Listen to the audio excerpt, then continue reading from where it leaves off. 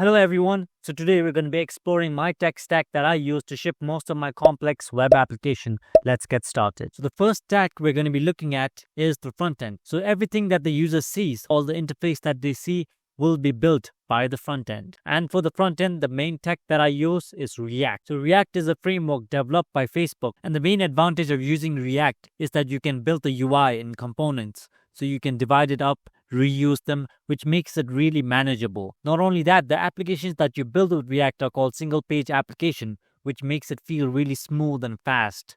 But there is one big disadvantage to React is that all your website is just JavaScript. When the user visits the website, it has to load a lot of JavaScript, which takes a lot of time. So that's a big disadvantage. And to solve that, we have Next.js. So Next.js is a meta framework for React. So Next solves the problem that I was just talking about by using something called server components. So static pages that do not change, Next will just build those on the server and send the HTML. So you can use the power of React with the components plus the fast loading time from the HTML, which means you get the best of both worlds. You get the UI manageability from React, and then you get the fast loading time from Next. So Next is the backend stack. So backend is everything that you do not see.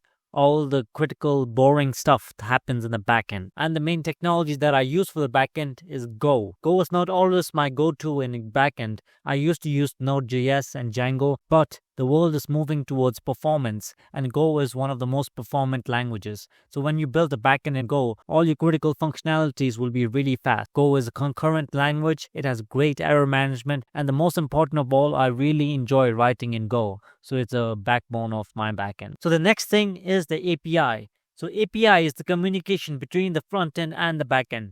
When the front end needs some data, it will use an API to ask the backend for the data. And for the API, I use GraphQL. So GraphQL is also developed by Facebook, and it is used to get specific data from the backend. For example, if the user has a name, phone number, and email, but the front end only needs the name and phone number, it can ask for that, which is impossible in the traditional REST API. One disadvantage is that sometimes that feature is underused. There's also a slight learning curve, like all the naming conventions and the pagination and stuff, but once you get the hang of it and once it's set up, it's very easy to use. I use it because it gives me type safety in the front end by using CodeGen. Even in the back end, I can use CodeGen and I can get stuff done fast. And there are other things like REST APIs and gRPC. And finally, we have the database.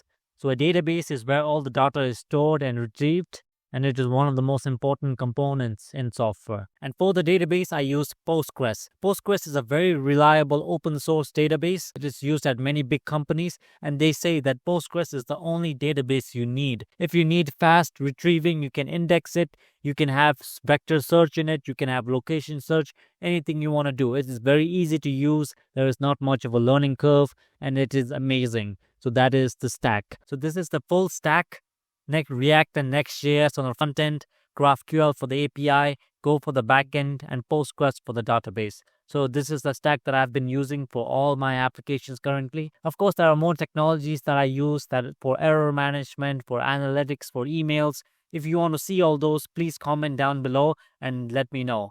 And if you want to learn programming, you can head on over to softwareguide.dev, where I have guides with no bullshit. You can learn what is most important for you to get started and build your dream project. Use this promo code for 10% discount. Only the first 30 people will get the discount, so check it out.